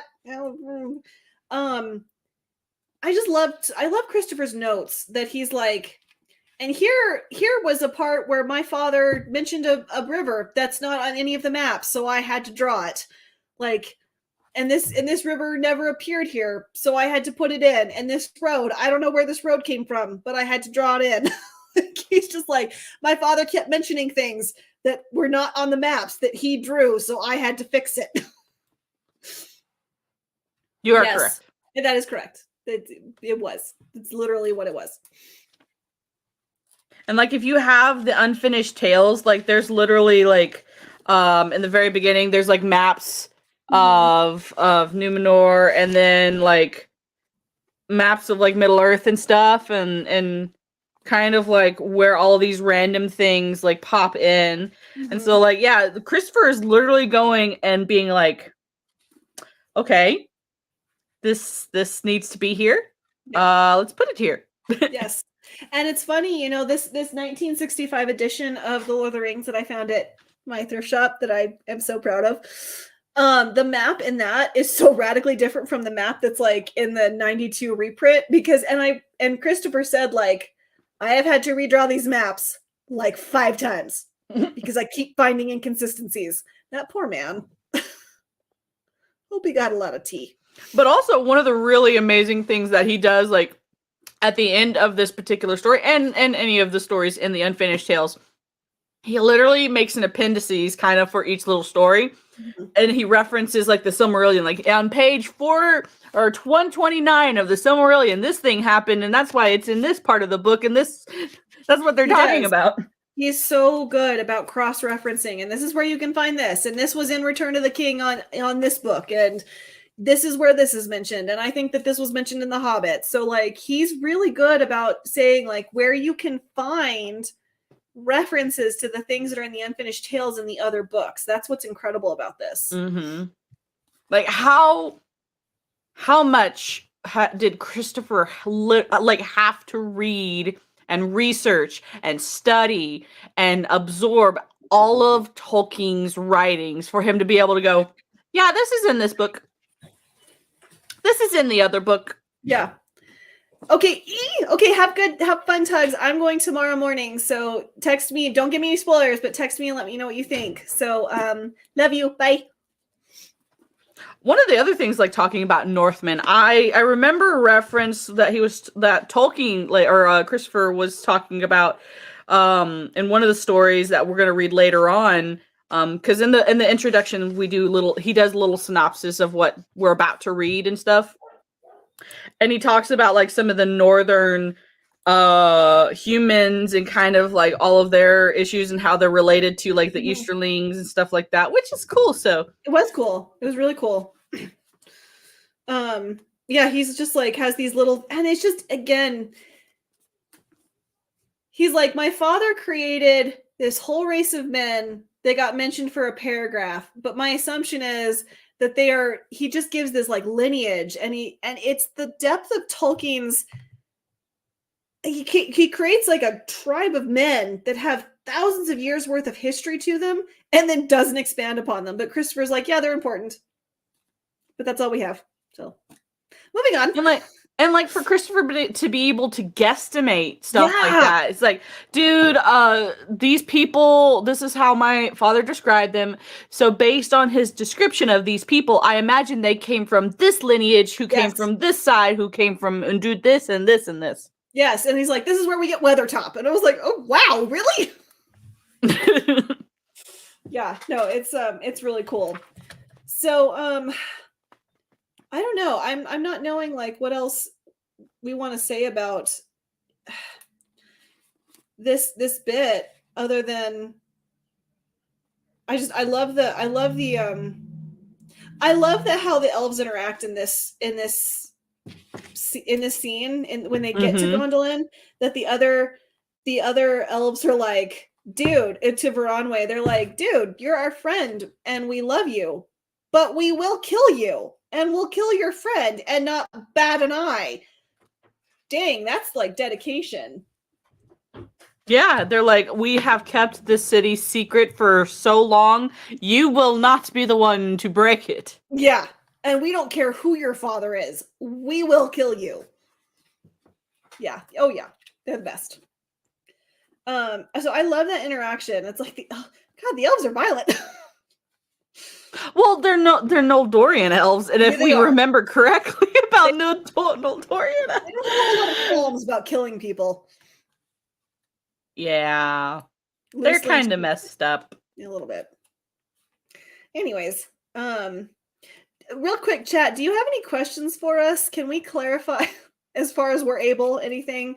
Please drop any questions if you have them in the chat before we wrap up, because we'll be wrapping up here fairly soon.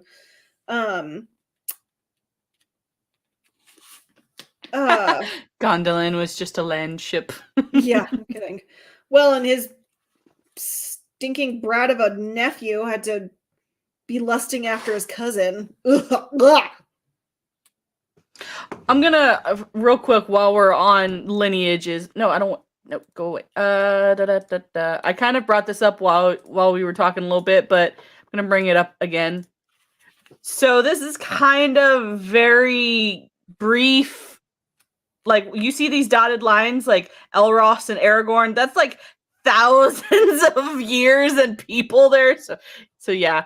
So in a nutshell, we've got Feanor, who makes the Silmarils, and I love how they're like 5 sons. Yeah, they're not.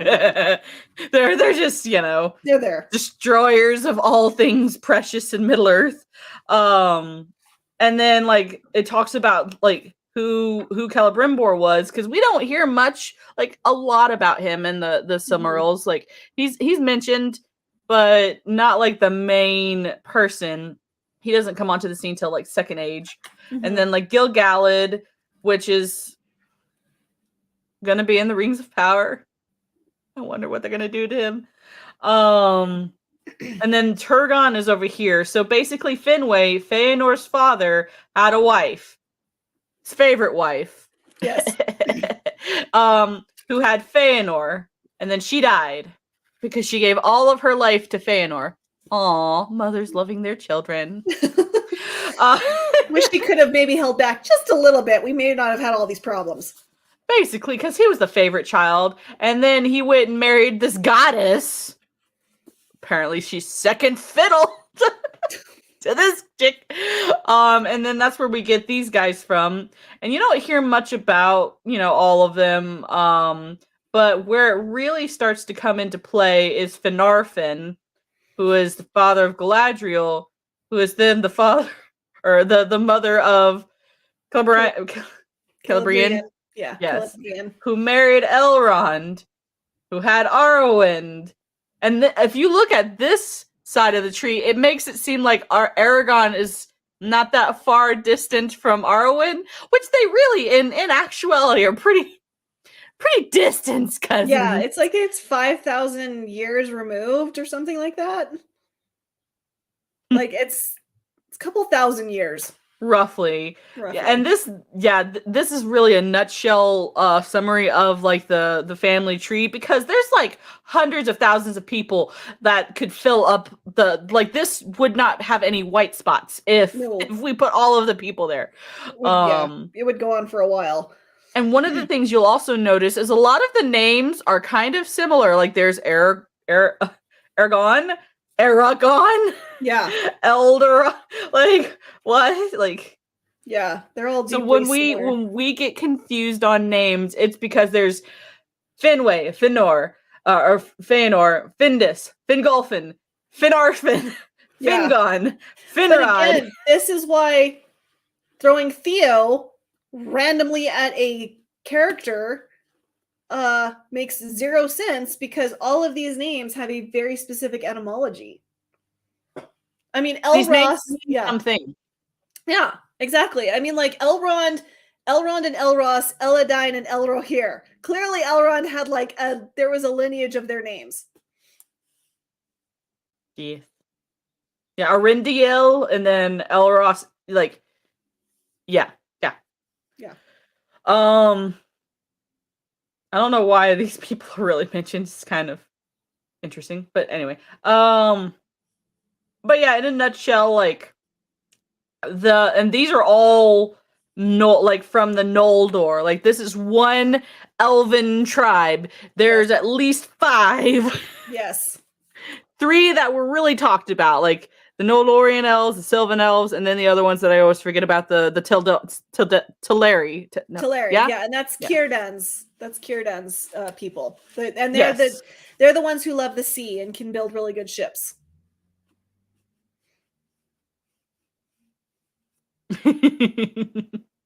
Yeah, it's probably not inaccurate arc. So yeah, I don't know.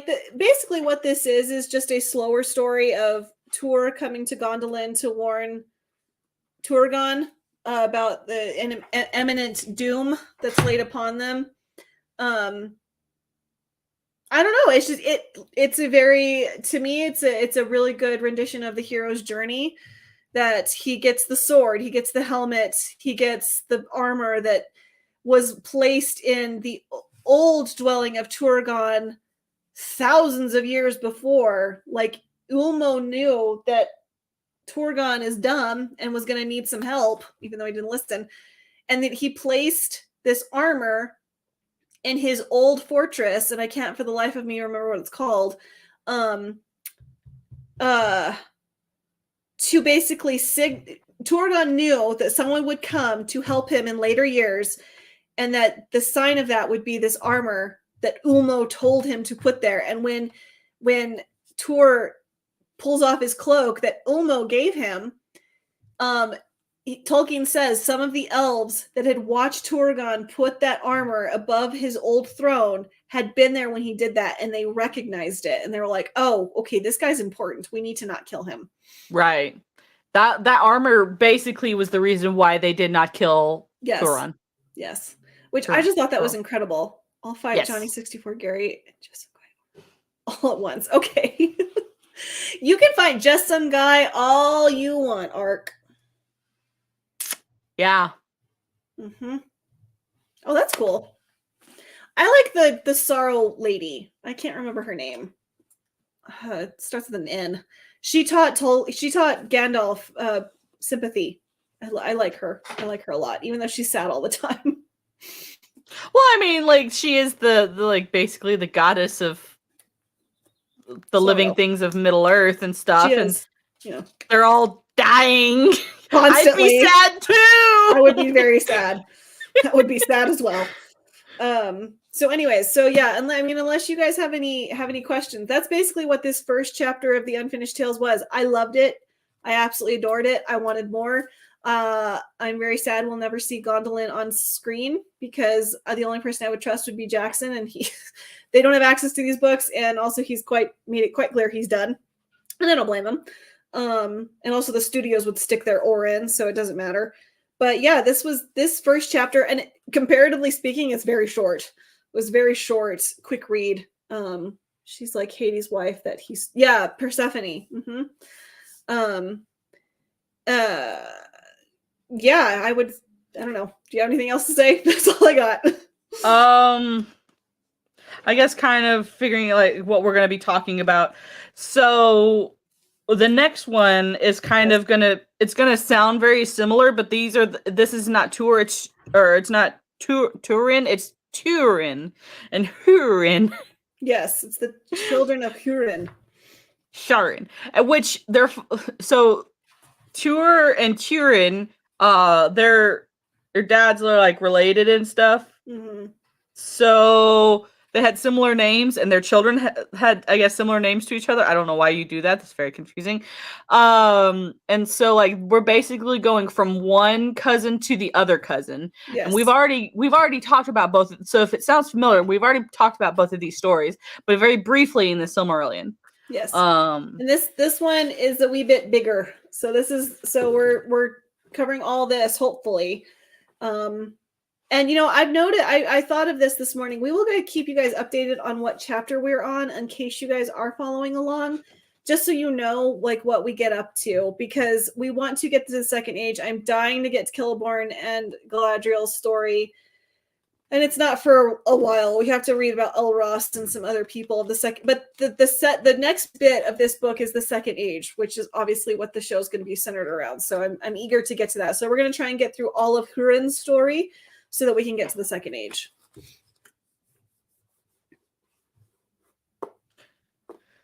Yeah.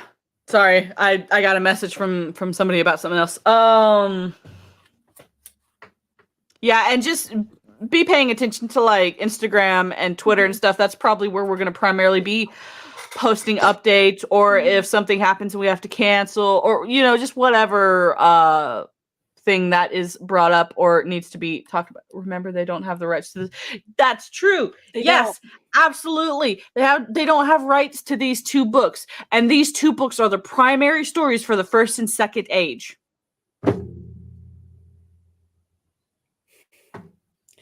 Anywho. All right. Well. And also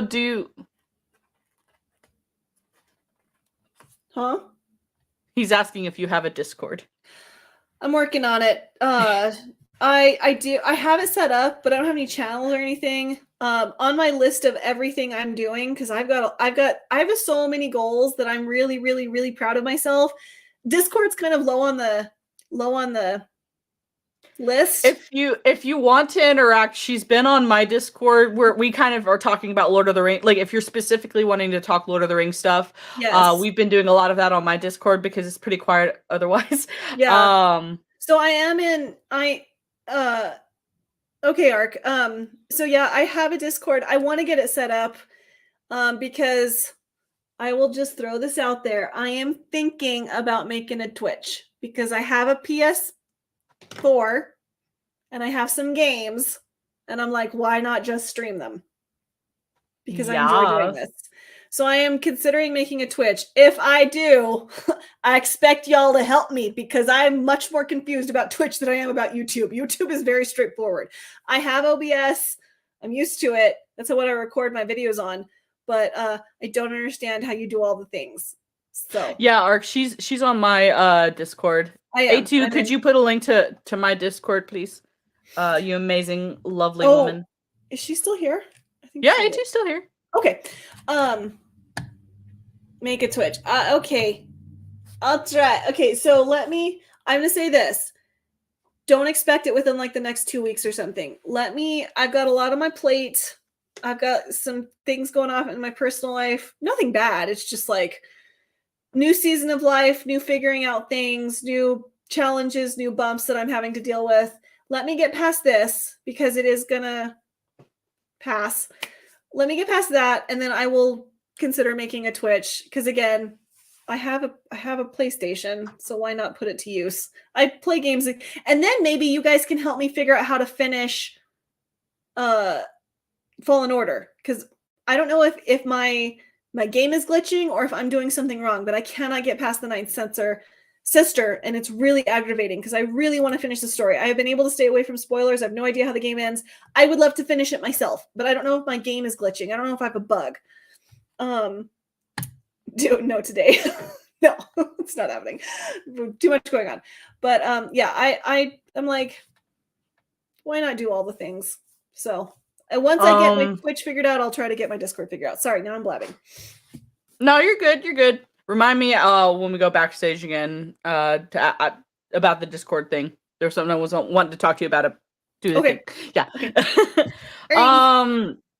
And next week we will be on your channel. Yep. So A2 and mods, whoever is still left, please put link to AtroubledGreen's YouTube channel, please. We will be doing the same time. I assume unless something happens. I don't foresee that happening. So yeah, we'll be same time my channel, and then tomorrow I am doing another stream. I'm trying to be brave about initiating streams. So I'm going to do a chill/test stream. I'm going to have some guests on, and I'm very excited. And we're going to be talking about just stuff. We're just going to hang out and talk. So I'm trying to be brave about doing streams now. So yay. Yes. Now we'll wait for that link to be posted unless A2 has left, and I'll post the link myself if that's the case. Give me a moment. Oh, there it is. Okay. Perfect. Yes. Please subscribe to AtroubledGreen's YouTube channel because it's amazing, and she will be going live tomorrow. You will announce that on Twitter too if you and for those of you who see it, shout it out, retweet it, love it, do the things. If you have to create a whole nother Twitter account just to share it more, do the thing. Anyway, love you guys. Thank you guys so much for hanging out with us. This was a fun and entertaining stream as always. If any of you want to clip anything, do it. I'm just kidding. I'm kidding. Don't do that unless you get Elijah's specific permission. The thing is, I understand getting into this world that it could potentially start happening, and I understand that. Hi, darling. It's okay. Don't worry about it. It's early. So whatever. We'll chalk it up to me being tired. You can put it in my Discord if you want to place. If you feel the burning urge to clip and put it someplace, you can put it in the Discord. So, all right, guys. You guys have a lovely rest of your day. Love you all. Next week on AtroubledGreen's YouTube channel, same time. Bye, guys. Bye. Bye.